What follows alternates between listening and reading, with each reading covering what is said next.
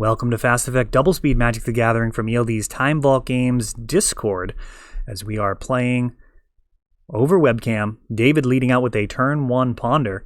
I'm actually on camera, a little bit of a rarity, though I've been trying to play a bit more. I've got this new 12-post list that I'm working on refining. Still a long ways to go. Made some improvements to the sideboard. The splash in this 12-post list is going to be for Euro and Brainstorm. So this is a blue-green list. Typically 12-post is a mono-green or colorless deck, and instead this is going to be blue and green. Brainstorm does some very, very heavy lifting. Doesn't quite have enough blue cards to run Force of Will. This list was running Trick Bind when I kind of inherited it from Jeremiah Rudolph's top 8 finish. He actually won a ELD Open with it, beating lands in the finals. You can watch that video on the channel as well. 12-post versus lands. It's a very longest Fast Effect we've ever had. I think it might be like an hour long, which means it was like 2 hours long in real life, because we are going double speed. Elvish Reclaimer, facing down against basically some islands and some cantrips here. He does provide a lot of inevitability. Every land drop can become a cloud post. A little slow in its metamorphosis, but that is essentially what he means. Now, this list is running Elvish Reclaimer compared to some lists that run Expedition Map, meaning that the land drops end up being cloud posts ultimately. And instead of getting just an extra cloud post in hand. And time will tell what is going to be the better strategy. Maybe both. Euro plays very well with anything that gets extra lands into your hand. But he also isn't colorless, so who knows? Maybe I need Arkham's Astrolabe and just a bunch of snow-covered forests. That might actually be a thing to test out. We've got a Omniscience being put into play. This could be it. An extra cloud post, which would be dangerous if I got an extra turn. Oh, and it looks like I might. A Once Upon a Time with 2 floating. And it's going to be a... Oh, it's like a Will of the Council card. The voting one. It's going to copy Once Upon a Time. So, yikes, David might actually be able to find like an Emrakul or something off of this. Nope, he just finds a basic Plains, so that could have been worse. And then he Force of Wills the card, so copies it, then Force of Wills it, and during the end step, Elvish Reclaimer finishes using the remaining mana to grab an Eye of Ugin. So next turn, going to be able to grab Emrakul. So David basically has 1 turn here. We know he doesn't have it. So this top deck is going to mean everything for David. I mean, this is going to be game over. I mean, just with what's on board, you could use Eye of Ugin to go get Emrakul and then turn the Eye of Ugin into a cloud post. Looks like that won't be necessary.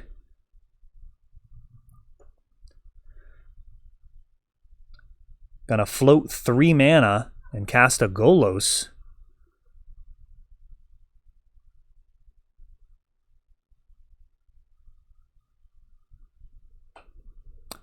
Really not a whole lot that really matters here.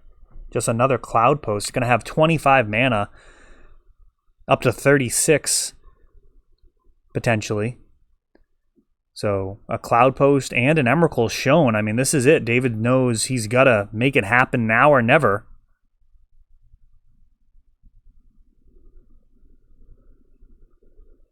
And that's going to do it. David caught with just a bunch of counter spells left in hand. Which, you know, normally with an Omniscience out, could be enough to just hard cast 2 or 3 forces. That'll keep most decks in check, but not 12-post. As we see that Elvish Reclaimer just can win the game all by himself. You give him time and some land drops, and he will absolutely finish the game. So this 12 post list is, it's a work in progress. I'm not actually sure on a bunch of the cards. I'm not totally sold on Green Sun Zenith either. It's possible that I just need to put more green creatures in there. More Euros, more Prime Times. Might be better to just have extra copies of those cards instead of needing to Green Sun Zenith for them. Tough to say. Tough to say. You know, it's better than like Ponder. If you were going to ponder, find a creature, and then cast it for the most part. Because it does give you, you know, the certainty of finding the exact creature that you need.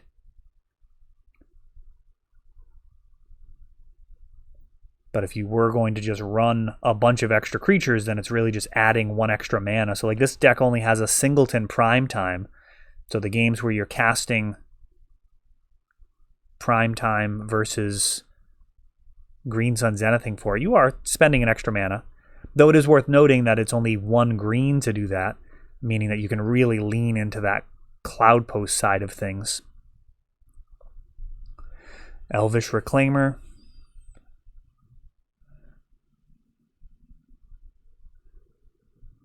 And this game's starting out somewhat similar here on the 12 post side. An Elvish Reclaimer with 2 lands. One of them can become a Cloud Post pretty easily. Brainstorm plus Fetch Land for David. Best combo in the game. See if this means he's going to be able to optimize early. No, looks like he drew one of them, which is probably bad for me if he's keeping a card when he could have shuffled it away. We've got a Monastery Mentor. Yeesh.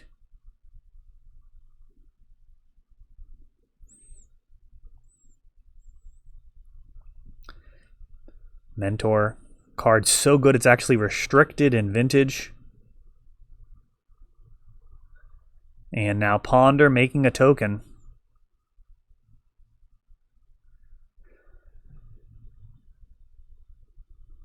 It's a weird restriction too, because a lot of the decks only want to run a single copy of it. It doesn't really hurt them that much. But the 4 Mentor plan is actually overwhelming versus some of the fairer strategies.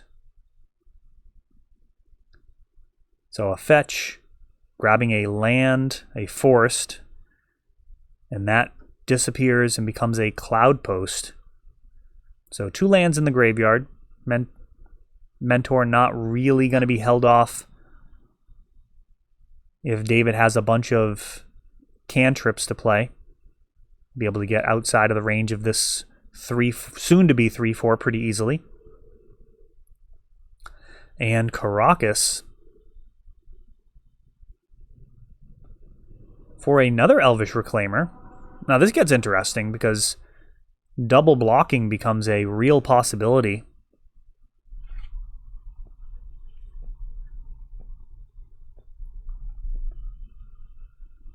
Preordain. David with clear bookkeeping here, keeping those new monks off to the side to keep track of the number of prowess triggers. He's got access to 1 more blue, and then the Astrolabe can help out with any color mana. A Ponder.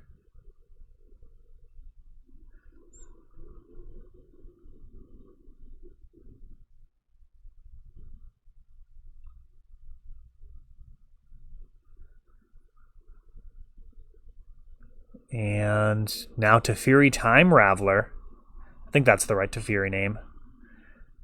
He is the guy that says, no more interaction. Oh, but he bounces the Astrolabe. Oh, we'll see if this ends up being too greedy. Bouncing the Reclaimer, the clearer play. David just gonna be digging instead. Looks like a double block will happen and take down this Mentor.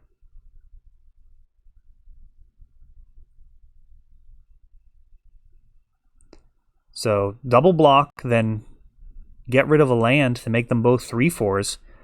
And David has 4 1/1s.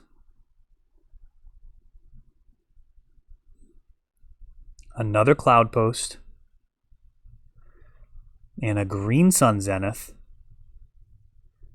And this is somewhat sloppy there, so that's a real question. I think you got to commit to attacking or not. So one of these Monk tokens could have been taken off the board, as there certainly would have been a block to preserve Teferi. Let me know if you would have attacked there. Do you keep that Reclaimer home, or do you send him in to get rid of a token? Of course, the crackback could be pretty horrific, but honestly, if the crackback is going to be terrible, having an untapped Reclaimer is probably not enough to really help out. Golos, grabbing Eye of Ugin.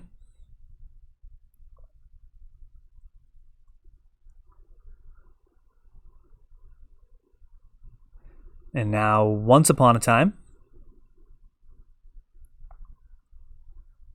grabbing a Glimmer Post.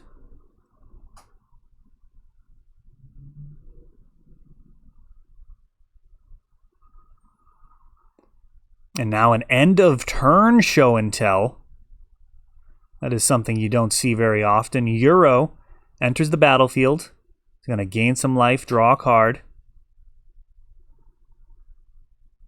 Oh no.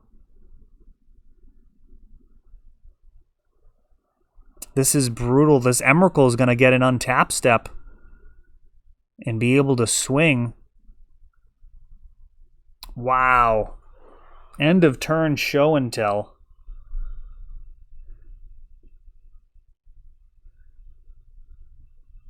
That is fairly horrific.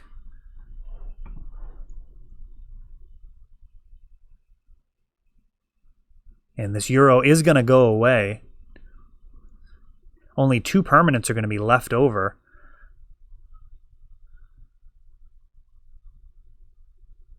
I don't even know. Like, this is not a winning situation. Now, Karakas can be found.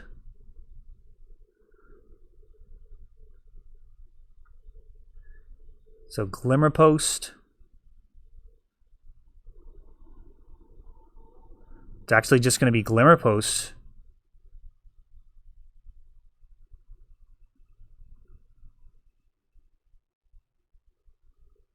So 1 permanent's going to be left over.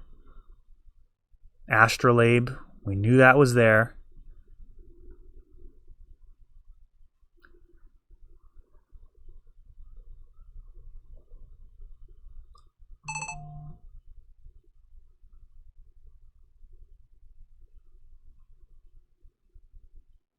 And that is going to do...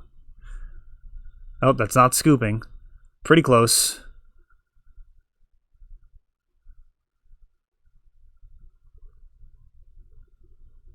So 2 permanents left. I actually thought there was going to be 1 permanent left.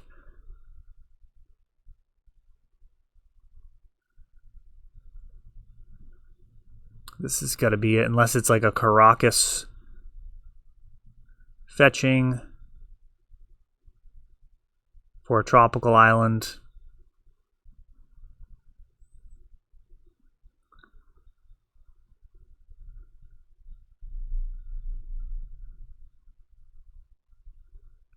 And crop rotation gets Force of Willed, and that'll do, as we are on to game 3.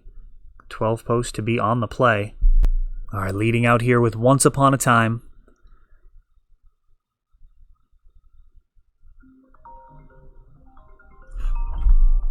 Sorry about that, guys.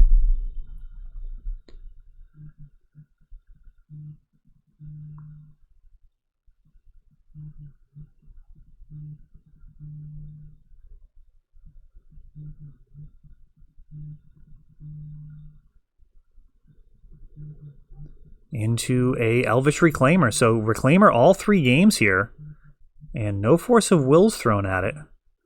We'll see if David has a faster hand. Perhaps he didn't have Force. It is a bit of a slow card. Creates some inevitability. Arkham's Astrolabe for David.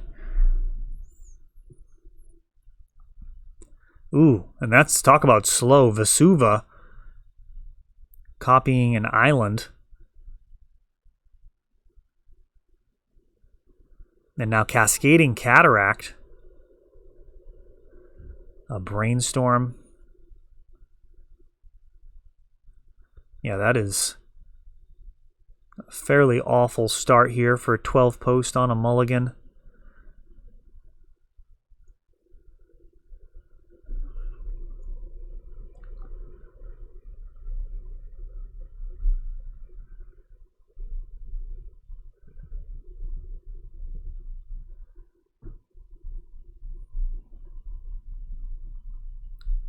And David fetching his third land here. Danger Zone entered. This could be any number of 3-mana cards. It's going to be a show and tell. A Brainstorm in response.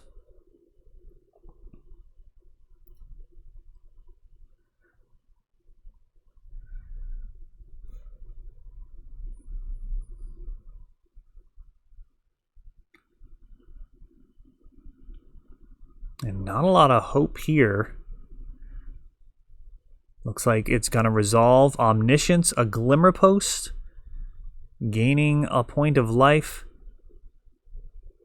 And now Hardcast Emrakul, and that's going to do it. Extra turn is going to annihilate the entire board. And then why not get a Teferi in there just for kicks. Lock it all down, so no chance of trick binding the Annihilator trigger, as David takes that one down in impressive fashion. That is all for this one, but don't worry, there is a lot more. You can check out our older videos, and we're always putting out new videos from ELD's Time Vault Games in Bellingham, Massachusetts. If you want to help the channel, of course, you can like, subscribe, share, tap that notification bell so you can know the next time our new videos come out. Thanks for watching.